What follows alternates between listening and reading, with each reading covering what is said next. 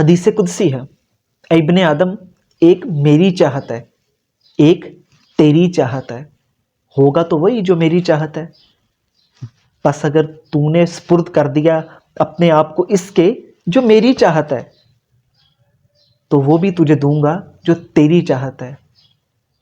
اگر تو نے مخالفت کی نا اس کی جو میری چاہت ہے تو میں تھکا دوں گا تجھ کو اس میں جو تیری چاہت ہے، پھر بھی ہوگا وہی جو میری چاہت ہے۔ بات نہیں سمجھے؟ سمجھا دیتا ہوں۔ آپ کو کام کرنا چاہتے ہیں،